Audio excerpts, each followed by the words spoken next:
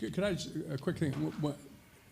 People who are advocating for college completion, in most that I know, would never, ever link college completion to graduation rates. That is an absolute mistake. Because most of the students that we need to get through, it's right, they are riskier, but you have to reward institutions for producing more degrees, not rates. Any higher ed I was one, any higher ed person in this room knows how to increase your graduation rate. You only accept students who are going to graduate unless they get hit by a truck. I saw some numbers on an institution I won't name the other day who got a lot of good press for raising their graduation rate by 8 points. Now that sounds good, but I looked at the total number of degrees they were producing and it went down. Mm-hmm. That didn't get us there.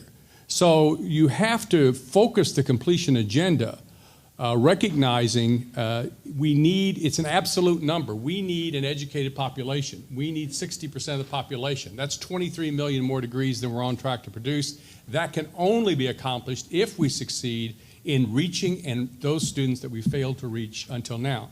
And so I think we have to, I agree, sometimes that completion agenda can lead to misdirection. But if properly cast, what it says is we've got to connect access. As I said, you've got to have millions more going and millions more succeeding. In this workforce today, we have 36.2 million adults, many of them adults of color, low wealth adults, with some college and no degree. What that means is they went to college. That's 22% of our workforce. Look out over the people working. 1 out of 5 of them actually went to one of our higher ed institutions. But they left with nothing. No 2-year degree, no 4-year degree, no credential, nothing except. So we've got a huge college dropout problem. And that's why I say it's not one or the other. It's access and success. It's dramatic increases in access, particularly for the populations we care about most. And then once we get them there, and I guess from our perspective, we just want to see more, just what Nathan was talking about, more explicit connectivity, so that you don't just do the access program and then hand them off to the university or the community college and say, they're yours now, do something. Because clearly that hasn't worked for 36.2 million people, 1 out of 5 of our current workforce.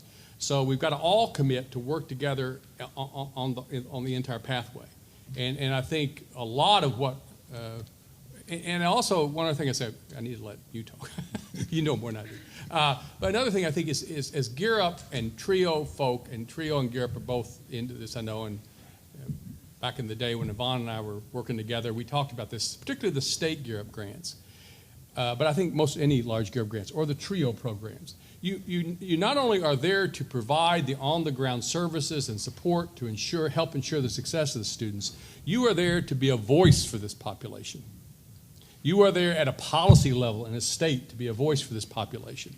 To tell the state of Georgia that their financial aid system is entirely screwed up and that the Hope Scholarship Program and the Zeb Miller Scholarship Program is giving hundreds of millions of dollars to rich kids to go to college while they're saying no to their fast-growing Latino population and their low-income population. To tell the state of Kentucky, I can say this now that I've left, that when the Council on Post-Secondary Education gets, as I used to at least get every year, 2 reports from KIA. One which tells me how much of the KEYS dollars went to families in Kentucky making over $200,000 a year.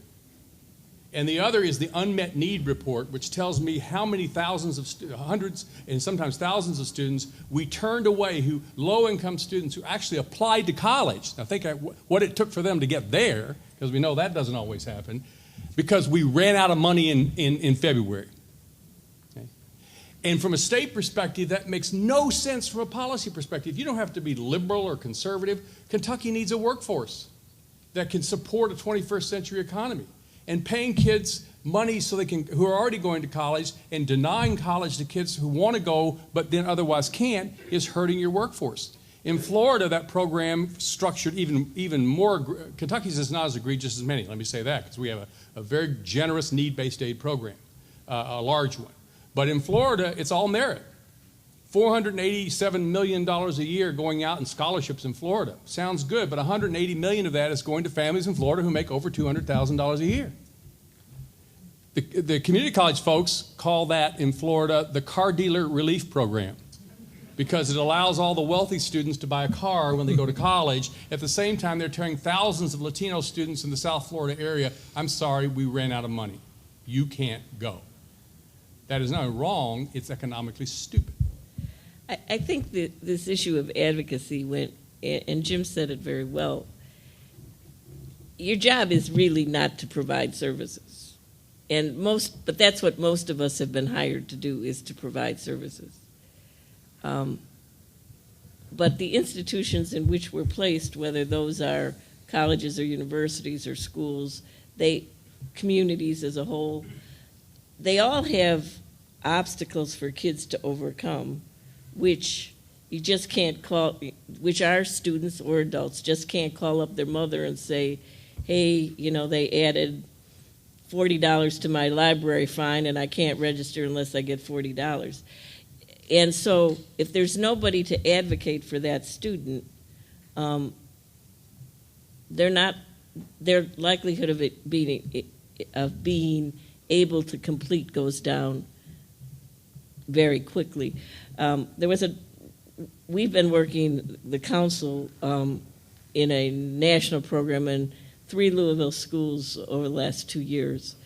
And each of those schools this year, in which I'm sure many of the schools you're working in, got 100% of their seniors to apply to college. And we had a great article in one of the weekly pieces last week of many of the people in those schools saying, but we're so worried about just what Jim says, the transition. I talked to one of the senior administrators at one of the universities who, on the basis of that article, called the admissions office and said, well, what are we doing? What's our return rate? How many of those kids from these 3 schools who are accepted come in? We need to really fight in our institutions every time we have the chance. We have to use the press. We have to use, our friends that are wealthy. We have to use whoever we can get to be involved in this fight, because it's not just can we increase the TRIO appropriation or the GEAR Up appropriation, which we have to do, but we also have to use those same attitudes probably every day that we come to work. And you have to deal with them more than I do on that level. But every day we see reasons that are kind of irrational why the students that we work with are having less of a chance than they ought to have. And it's only advocacy on many levels that is going to change that. Let me underscore one thing. Last fall, I was stunned. I was at a college board luncheon, and I'm sure most of you have heard of the Harlem's Children's Zone and are aware of the tremendous work and accomplishments of Geoffrey Canada. And he was on a panel there with Tony Marks, who's now the head of the New York Public Library, and a very intelligent and brilliant panel, and so on and so forth. But the one comment that floored me, and I think stunned the other people at my table, was that I'm sure you're aware of how intensive and holistic the Harlem Children's Zone program is, and how they work with the students and their families and everyone in the block, and they do this over time and all this good stuff. But he said the biggest problem they have is only 30% of their students they sent on to college are successful or complete. And I was shocked, because I think I, like most of the other people in the room, had assumed that after all of this intensive massaging, that you had made and turned these individuals into an upper middle class, or at least a middle class child, and they would easily move through the universities. And he said the reason they don't get through is because of the lack of supportive services. And one of the biggest mysteries about the whole college completion initiative, at least in my mind, is that I certainly understand the emphasis on financial aid, on Pell Grants, college work study, reforming the loan programs, etc. And that has been really the drive and the thrust of federal student aid since the very beginning. EOG 1965, if you recall, BEOG 1972. But didn't and don't we understand that to get the kind of results with adults and young youth that we expect, you're going to have to provide supportive services, because we cannot just go to middle-income children to meet this goal. We're running out. There's not enough of those people. That's exactly right. So now we have to go to the others, other people's children. And in order to graduate those individuals, we must provide supportive services. And those of us who have come from those backgrounds, majority, minority, rural, urban, what have you, understand the power and importance of mentoring someone, raising your self-respect, giving you the confidence, giving you that critical information, helping you understand the language that they are using, and on and on and on. And so, at any rate, that's something I wanted to point out that must get a greater emphasis in Kentucky and everywhere else, is the power and importance of supportive services to move these populations after they have had the advantage of being in a Gear Up program, and then they're moving on into college, and you have to insist that this be provided.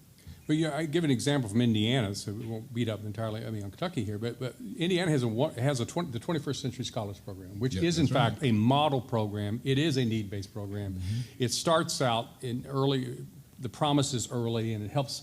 And when I first arrived, we helped support things around the 21st Century Scholars. And the question was asked of Indiana universities and colleges, how are they doing, to your point? How are they doing when they get to you? They couldn't answer the question because they weren't even paying attention. They didn't even know who the 21st Century Scholars students were. Now, that's no longer the case. We kind of helped make sure that was no longer the case. So we're now tracking and making sure, but you're exactly right. You don't, I remember when we were working here in Gear Up in Kentucky, what, after you invest that amount of time, as you said, it's like, look, don't be just letting these folks stumble around your campuses. And so I know there are a lot of good people in here from higher ed who are committed to that. But all I'm saying is we have to be a strong voice around that, even on our own campuses, because not everybody on the campuses has this on the front of their agenda. I give you one question you might ask, and I don't know if you may already know the answer to it. And I don't mean to keep all the focus on financial aid, because it's not all about financial aid, but if you can't afford it, or you run out of money when you're a sophomore or junior, you can't go. Where, on the four-year campuses, I know the community colleges don't tend to have institutional aid, but where are your institutional aid dollars going on your campus? If you take all the institutional aid, private and public institutions in this country, and add all that money together, it rivals Pell as far as the amount of money.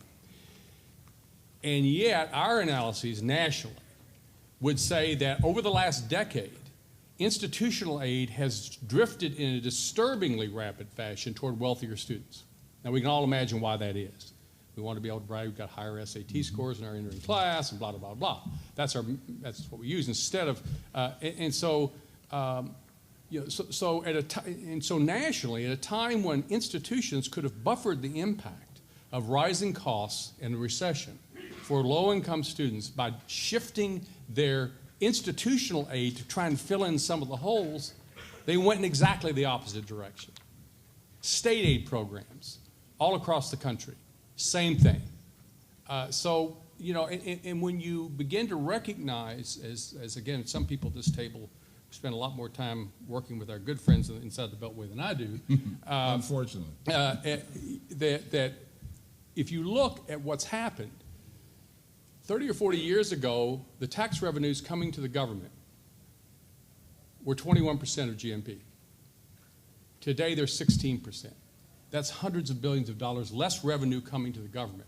We've systematically squeezed that. Now, some might say that's good, except we know where all where that revenue went when it didn't go to the government. It didn't go to the safety net. So that's what I mean about advocacy. Sometimes we have to put context around this, but whether it's at the institutional level, the state level, or the federal level, we have to start talking about the fact that unless we turn this thing around, it's bad news for all of us. The fact that the Latino population is the fastest growing population in this country, 80 million more Latinos according to the census projections by 2050 in this country, and they have the lowest college going rate and the lowest college success rate of any group in the United States. That is not a Latino problem. That is an American problem. That's an American economic disaster waiting to happen. You've already got employers screaming about skill gaps and the inability. There are jobs. We just don't have the people who can fill them. because we're not preparing them. Several years ago, this is dated now, I wish it would be redone, but Cliff Edelman did a study. This was in the late 90s and early 2000s, but he took a large cadre of high school graduates and he broke them out into quintiles. Top fifth on the SAT, bottom fifth on the SAT on one side. Top fifth in income quartile, bottom fifth in income quartile. And he tracked it for 6 years to see who ended up with this is a 4-year, this is only 4-year, 4-year college degree. And so you get these cells, like, so you're in the fourth lowest income quartile, you're in the top, what percent? So you look down at the lowest income quartile and you look at the kids in the top SAT quartile. We can all argue about SAT, but let's just for a moment take it as an indicator of some potential. Sure. And top income quintile in the SAT, that's a pretty darn good score, right? Lowest income quartile. Look at the percent of them that got a college degree. And then you start working your way up the chart to find out where's the number that looks a little bit like that number. I think it was like 43%. So the match is in the next to bottom SAT quartile among the wealthiest students. So what that says is, and I can't imagine it's gotten any better with the increased costs and the have-not issues. So the point is, the way the system was working then, I suspect still now, is that it turned out about the same if you were financially challenged and intellectually gifted than if you were financially gifted and intellectually challenged. And when I would show that to business people, they would say, what is wrong with you people? I can't find technicians, I can't find don't have any scientists, I don't have health professionals, and you've got these obviously hugely smart people that you can't get to the level of learning and credentialing that they need in order to, and this is an altruism. This is very self-centered. And I think we need to speak to that issue about why this is so important to different parts of the country. My line is altruism is not a sustainability strategy. If people are doing something out of the goodness of their hearts and sacrifice themselves, they'll do it for a while. They'll do it as long as Lumina gives them some money. But then they'll stop doing it right after that. It's only when they can see how this is serving something that they believe is important and care about. So whether it's the business community, the higher ed community, we have to find ways to help them see. Because the facts are on our side. That's the good news. That without a turnaround here, it's bad news for all of us. I think maybe the intense drive down here sort of, revved me up a little bit. so I'm going to try and calm down here. You're doing just fine. You're doing just fine. You're doing all right. Those obstacles. You did bring up a good point. And our first panel talked about the productivity and needing a productive, educated workforce, and that our political leaders and our county judges are seeing that. On one hand, they're seeing that, but on the other hand, both at the state and the national level, we're seeing the dollars to go support education, whether it's the P through 12 or post-secondary, but especially the dollars that are targeted toward the populations that we serve are shrinking. So we seem to have this, on one hand, people are saying, well, education's important, but on the other hand, those support services, those things we're talking about, both at the state and the federal level, the dollars to support those across all levels of education are going down. So how can we as college access and success professionals and advocates, whether we're student advocates or advocates for policy, what can we do to somehow change that dichotomy? I'll start with Nathan. I don't know how you were responding to the panel this morning. Our distinguished speakers were, I think, very eloquent. And it made me realize how much we need them in Washington. We need those voices in Washington. And Maureen just talked about all of your job is really advocacy. And I know this morning they were saying you worked hard already just trying to meet your educational attainment. But the reality of it is that we have a job across TRIO, Gear Up, College Access Challenge grants, no matter where the resources are coming from, to make very personal the federal investment at a local level. So we have kind of a divide where we have in Washington people saying, Washington's this bad thing that happens to the rest of the country. And any attempt to collect money from the population and redistribute it out to people in need is some kind of socialism. And I think what people don't really understand is that when federal programs like TRIO or Gear Up come to a community, it changes that community. It's not about Washington, it's about that community. And what each of you have an opportunity to do in your jobs, and probably a responsibility from our point of view, and you need to assess that for yourself. But we believe you have a responsibility and an opportunity to say, what does it mean that there's $18 million coming to Kentucky to run Gear Up programs? How is that impacting our community? One of the wonderful things about Gear Up is it's something you can go look at. You know, it's hard to defend a program people can't see. But you can see a Gear Up program. You can see what's happening. You can see a graduation. You can see a financial literacy class. And it's really important that your elected officials have the opportunity to come in and see exactly what's happening in their community. And you need to talk about it in terms that they appreciate. So how are you improving the graduation rates from high school? How are you improving the enrollment rates in college? How are your college success numbers? What are they looking like? What is the impact on jobs in the community? You know, we're now not getting Gear Up funding so everybody can be employed, but it does have an economic impact on jobs. And how much has state funding been reduced, and so that you're needing to supplement funding that's been lost here? If you didn't have that, you'd be in worse shape in your state. And this state is a really unusual state. You have three very powerful people who control a lot of purse strings. So between Rand Paul, Mitch McConnell, Hal Rogers, many of you are in those districts, there are people in Washington who would love to get those folks to listen to them. And the truth of the matter is 90% of the time they want to hear from people from their districts. And so if you're able to talk to them about what it is that's happening for you, if you know people in their community who have influence with those individuals, that's how to make a real change. Invite them to your programs, give them credit when grants come to your community, even if they voted against it, give them credit anyway. Align them and their public image with what you're accomplishing in your community. It does not, when we go to the Hill, and we all do, and we all still will, and we'll continue to do it, the impact I can have personally when I go to one of your members of Congress versus when you go is much less significant.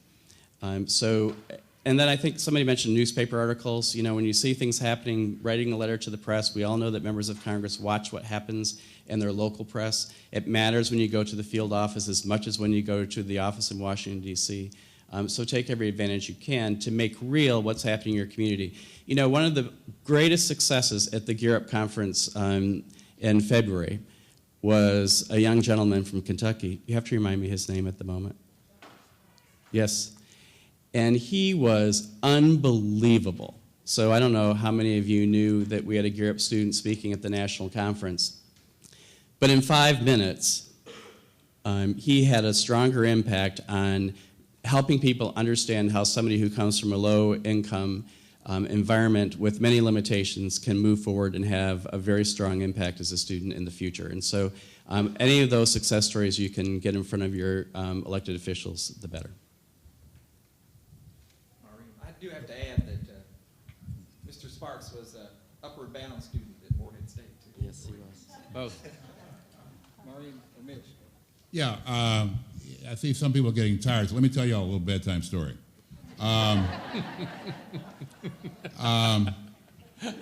In my earlier comments, I said I wasn't sanguine about the future, but I'm not defeated. And let me tell you a little story about last year. And there's two keys here that underlie this story. One is organization, and the other is how critical it is that you operate in a bipartisan manner, that you remember that there are no permanent enemies, there are no permanent friends, just a permanent interest, a permanent interest. The story sort of goes like this. All of you remember last year when they passed a continuing resolution, there were across-the-board cuts, and Gear Up and TRIO and all sorts of other programs were hacked. Do you remember that? All right. At the time, the Tea Party proposed reducing the TRIO budget by $24.9 million. There was a meeting between the White House and the Tea Party, and I'm oversimplifying things, and somehow TRIO lost more than $24.9 million. We lost $27 million. That's another story for another time, Dan. At any rate, let's fast forward to December. In December, when the last appropriation bill went through the Congress, which was really not an appropriation bill, it was an omnibus appropriation bill, nine bills they had rolled into one. There's only one higher education program that received an increase, and that was TRIO. It received a $14.6 million increase. No, we didn't get all of the $27 million we lost, but we got it back. And let me tell you very quickly how we got it. Very quickly. The story began, the point I'm making about organization, the story began in Montana. It began with a man who met with the sister of the chairman of the Appropriations Subcommittee, convincing her of the importance of TRIO programs, she being an educator. The ball then moved from her to her brother, and even though her brother is not, at least publicly, a proponent of programs for low-income folk, her personal lobbying changed his point of view to the advantage of thousands of low-income students. But that wasn't the end of the story. Here's where organization comes in. Because his change of heart wouldn't have delivered $14.6 million. The story then moves from Montana to, guess where, Jim? Kentucky, to Clay County, Doctor, to Harold Rogers. Because the train has to pass through that town because he's the chairman of the Full Appropriations Committee. But the train didn't stop in Kentucky. It had to move north to the Ohio River to Cincinnati. And why did it have to go there? Because that's where the speaker is, Mr. Boehner. So that's just one side of the aisle in one house. But the train had to start somewhere on the Democratic side. And it started in Wisconsin, in Milwaukee, and left there and went to Connecticut, to New Haven, because that's where Rosa DeLauro is, who is the ranking minority on the Labor, Health, Human Service, Education Appropriation Committee. And then the train had to move all the way to the West Coast, to Marin County, to Nancy Pelosi, who was the minority leader. And then, of course, something had to happen in the Senate, and it went to Harkin, and then to Reed, and we got the money. You get the point. Organization is key. Last point, Dan, is many, many years ago, there was a union leader. No, unions aren't popular today. There was a union leader named A. Philip Randolph. He was the head of the Brotherhood of Sleeping Car Porters, and it was a very dark and difficult time for people of African-American ancestry. And in rallying his troops, A. Philip Randolph said, there are no free seats at the table of life. There are no free seats at the table of life. You have to take it, you have to hold it, and you sure can't take it, and you sure can't hold it unless you're organized. That's the key, folks. I want to, and I think it's really important that we're talking about the issue of resources and where our priorities are. But I want to also say that I think that, you know, I don't think any of us are expecting manna from heaven anytime soon for anybody, from the federal government or from the state government. So we have to figure out ways that we can work together and more productive. I just want to add that side of it too, in terms of, and I used Kentucky as an example in Washington, D.C. yesterday, where I talked about the way in which, as we began with the post-secondary reform at the end of the 90s, early 2000s, and began to connect that to all the good work that had gone on the care reforms in the 90s. We formed a state P16 council. We all began to work together.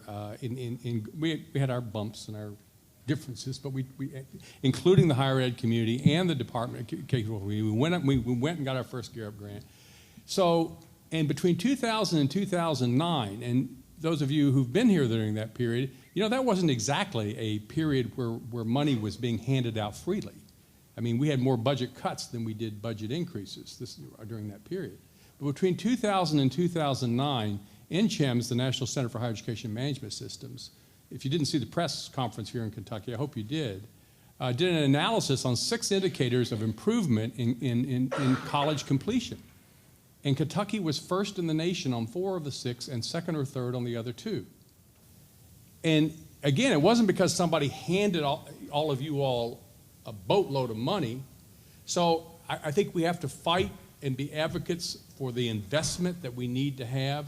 But on the other hand, I think the more we can work together and align our efforts, TRIO, Gear Up, post-secondary education, so that we're working as productively and effectively with the students always in mind, I think we can make a lot of progress. And Kentucky has done that and has shown it can be done.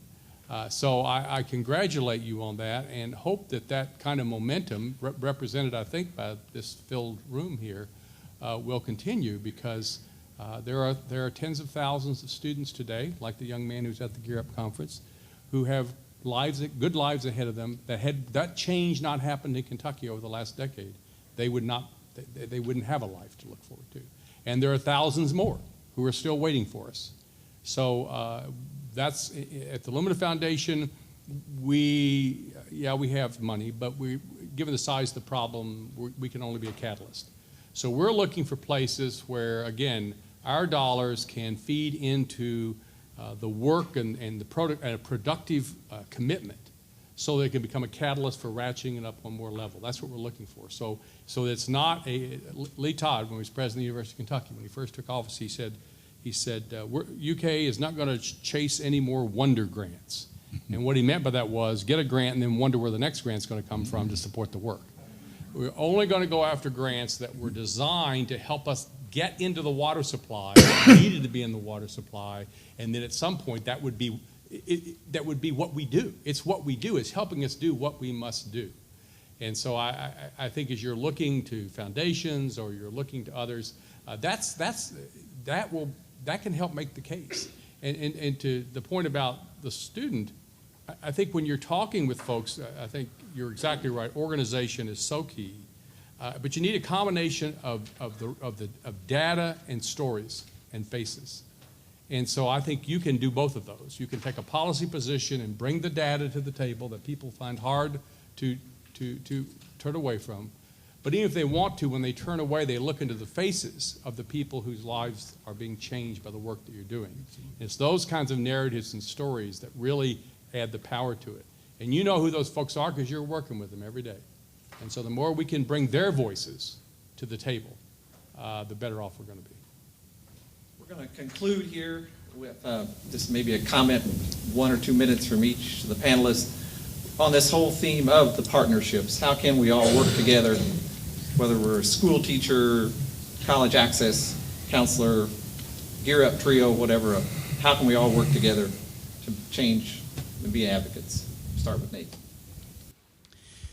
Well, I think today is a good start. I always appreciate the opportunity to be here with all of you. And first of all, I want to thank Yvonne for inviting me to come and be a part of your day. Anytime we can get out of Washington and come and see where the real work is happening is an exciting day for me. When I first started at NCEP a year ago, many of you, or people like you from other states, said, you know, TRIO and Gear Up work so well together in our local communities.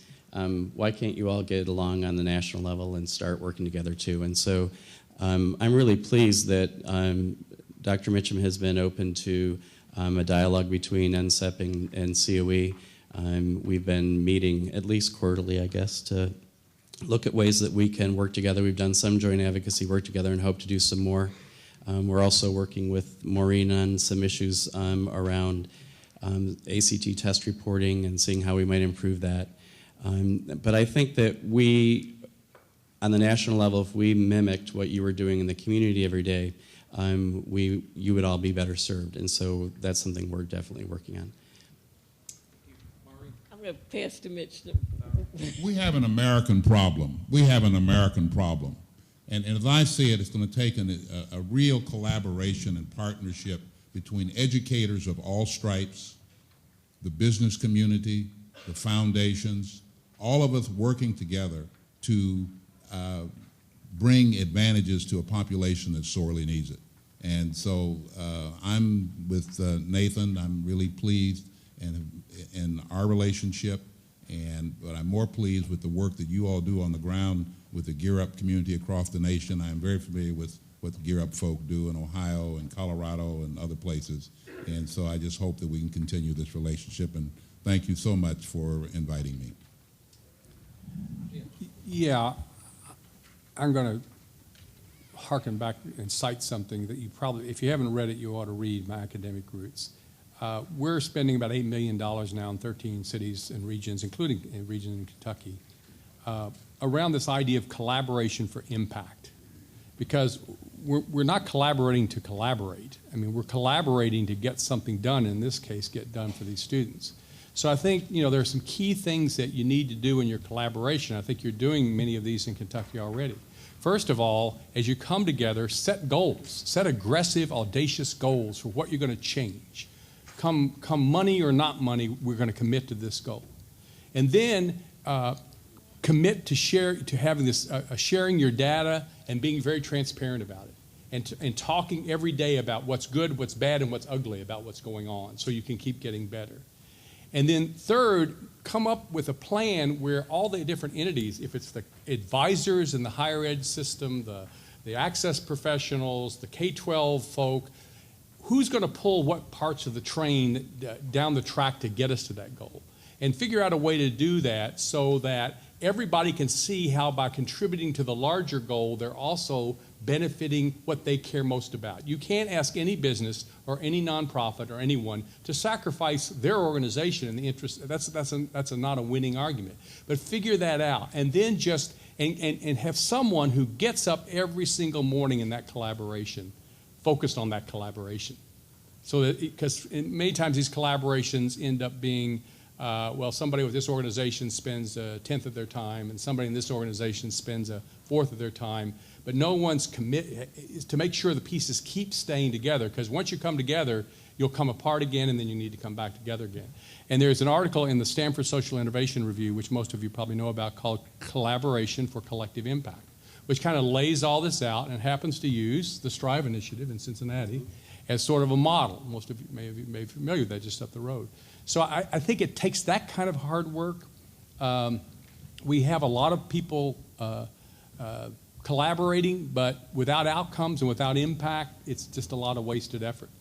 But until we come together, we end up being 1,000 random acts of excellence. And we don't get the scale and the sustainability to meet the scope of the problem we need. So again, I appreciate being invited back, and remain extremely proud of all the good work. Everywhere I go, I got to tell you this. I was in Washington yesterday, at a meeting with 27 funders who between them represent $146 billion. And the focus of the meeting was, how do we make sure the Common Core works across the country? And I didn't say it once, because I try not to, but if Kentucky wasn't mentioned 4 times, it was mentioned 10 times in terms of the way the leadership and the state is coming together around not just adopting the core, not just buying into the assessments, but making the other changes in curriculum and instruction and colleges of education to prepare teachers, a holistic approach. So I want you to know that people are paying attention, and that can only be good for you. The more we can get that kind of collaboration in other states, the better off we're going to be. So thanks again. Please join me in thanking our panelists.